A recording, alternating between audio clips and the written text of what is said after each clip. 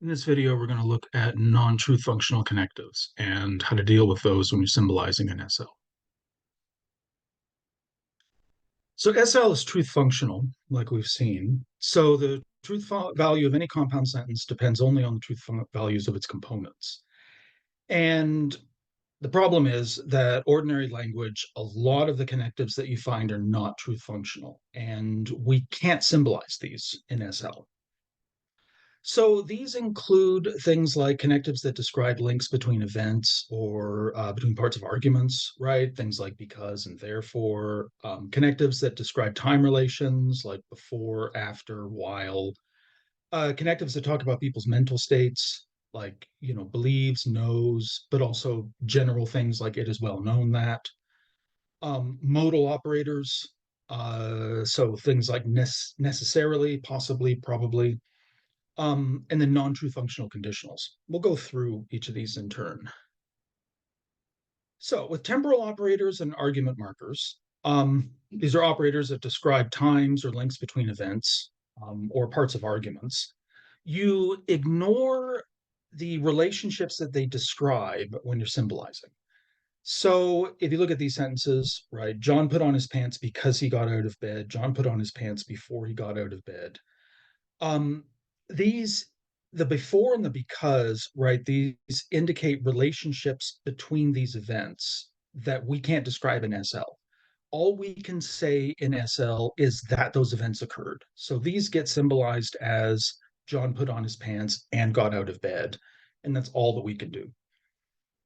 And remember that, so when I say ignore argument markers, you ignore them when you're symbolizing. So they get left out of the symbolization, right?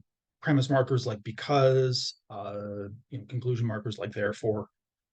Those don't go into your symbolization. You do pay attention to them, of course, when you're identifying the premises and conclusion of an argument so that you can symbolize it. But in the symbolization itself, they get left out.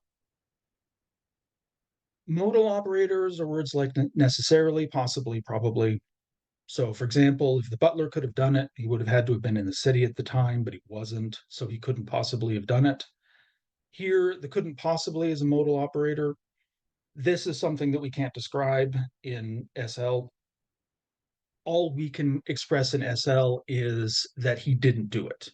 So, the way that we're going to symbolize that conclusion is just it is not the case the butler did it.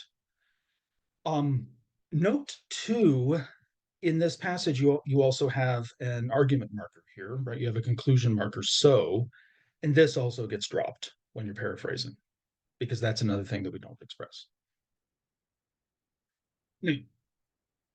Whenever you have a sentence about what somebody believes or knows, this gets symbolized with a sentence letter, even if the sentence contains sentential connectives. So take something like John believes that Mary is late or the clock is wrong.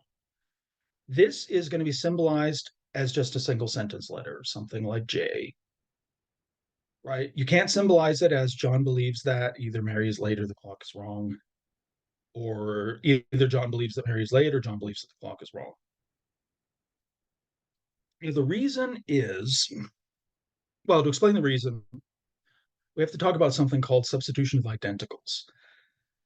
Um, let's suppose that X and Y are the same thing, right? Then in a truth functional logic, if you have a sentence that contains X and you replace that occurrence of X with Y, you're not going to change the truth value of the sentence.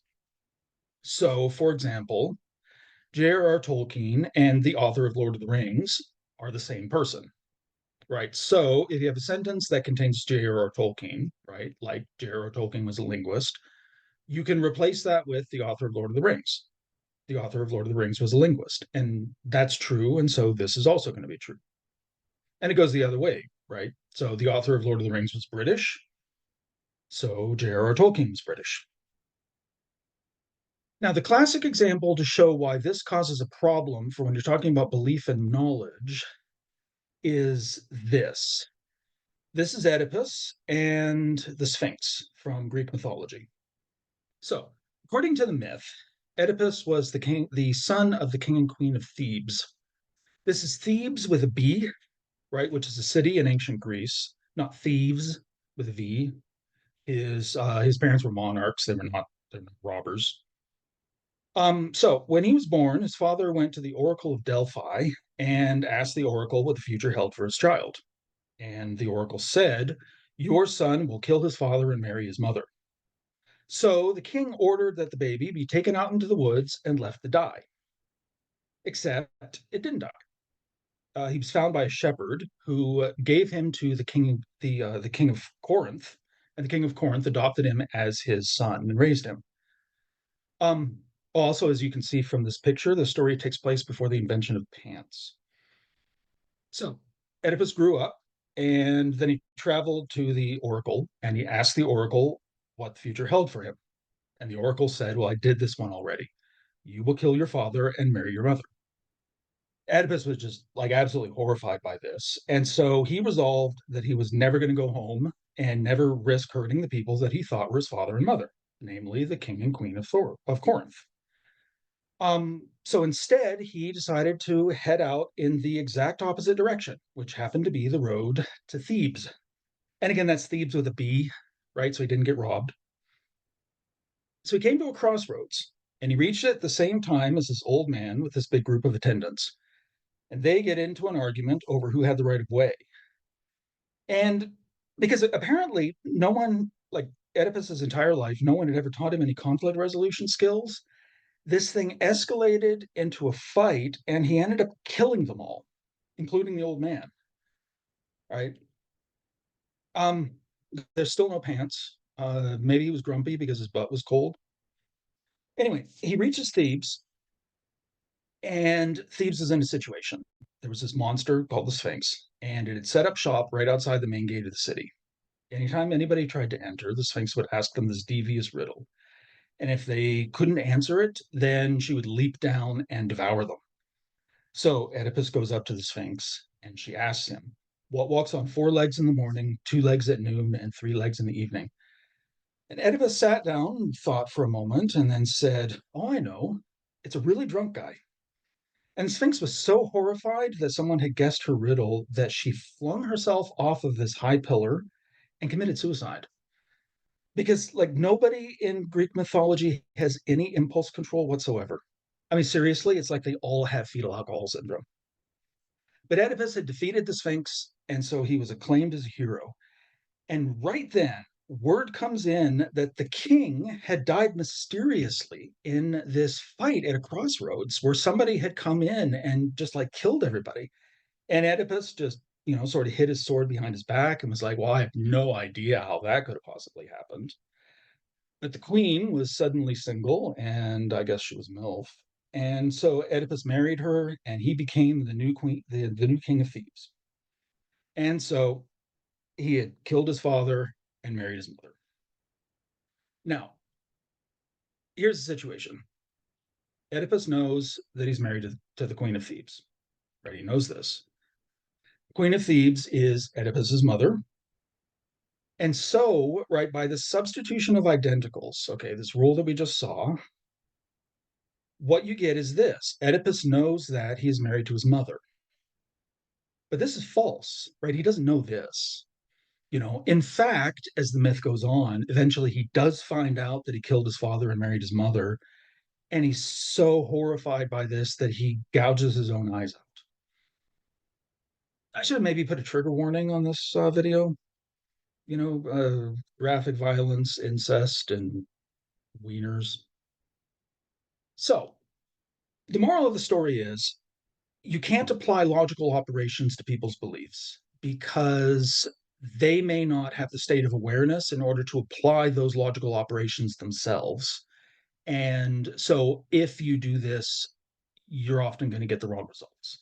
And in order to make sure that we're not applying logical operations to people's beliefs, we symbolize statements about beliefs with sentence letters, even if those the statements about beliefs or the beliefs themselves contain what look like sentential connectives. All right. Last thing we're going to talk about is the material condition. And well, the material conditional and how it works when you're symbolizing non-true functional conditions. So the material conditional is false if and only if the antecedent is true and the consequent is false, and it's true otherwise. This means that it's actually equivalent to not P or Q, right? So if I'm wearing shoes and I'm wearing socks, this is equivalent to either it's not the case that I'm wearing shoes or I'm wearing socks. Now, this gives rise to what are known as the paradoxes of the material condition. So that's Julius Caesar. He was a general in the ancient Rome. Um, okay, any material conditional with a false antecedent is true. This is the first of the paradoxes of the material conditional. So you look at these two conditionals here. If Julius Caesar had been in charge of the US forces in Iraq, then he would have used nuclear weapons. If Julius Caesar had been in charge of the US forces in Iraq, then he would have used catapults.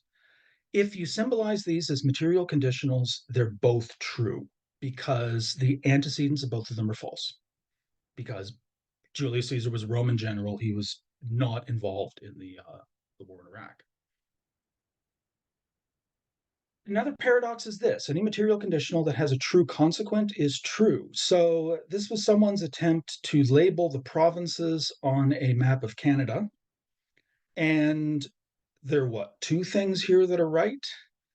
Um, And so, if it's the case that Ontario was Quebec and Anne of Green Gables lived on this little island up here, then the high Arctic is cold.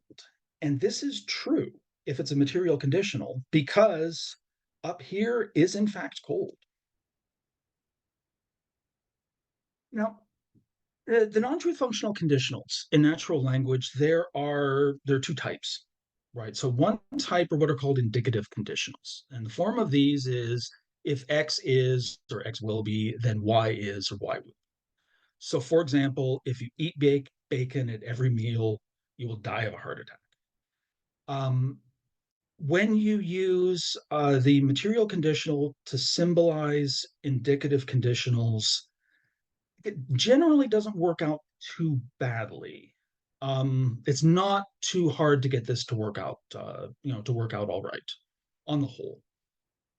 The other main type are what are called subjunctive conditions, right? The form of these is if X had been, then Y would be or would have been.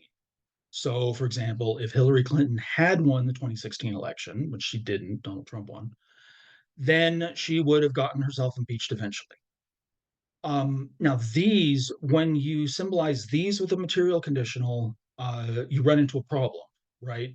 Subjunctive conditionals, the antecedents are false because they're about what, things that could have happened but didn't. And because of the fact that they have false antecedents, if you symbolize them with a material conditional, they're all true. So this is true. It's also true to say that if Hillary Clinton had won the 2016 election, she would not have gotten herself impeached eventually. That material conditional is also true. Um, that poses a real problem. And yeah, so when you're using the material implication to symbolize subjunctive conditionals, the fact that they all turn out to be true is a significant issue. So we're going to symbolize all conditionals as material implication. And you basically just, you try to work around the issues, is the thing. The really big downside of the strategy is the fact that every subjunctive conditional will turn out to be true because of the fact that the antecedent is false. So the thing, when you're using this, kind of the exercises here are basically designed so that this is not going to pose a huge problem for you.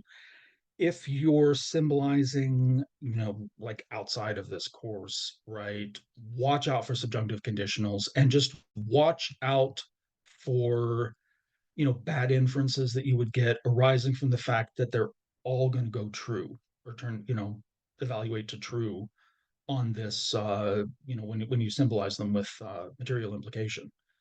You just have to be very careful with this because this is like a hole in the system. But the thing is that the logics that you need to represent subjunctive conditionals are very, very complex. Um, in fact, it's actually interesting that if you get into conditional logics, one of the things that you'll find actually is that the standard conditional logics don't even quite represent the way that the conditionals work in natural language perfectly, or the way that they work in English perfectly, they themselves are even an approximation to how they work in English. But there too, they've decided, well, I mean, it's just going to be way too complicated to make them any more accurate than this. So we'll adopt this approximation as our way of capturing subjunctive conditionals. But what we're going to do is adopt this approximation that basically barely handles subjunctive conditionals at all. But it allows for a very, very simple system, and one that's very easy to work with.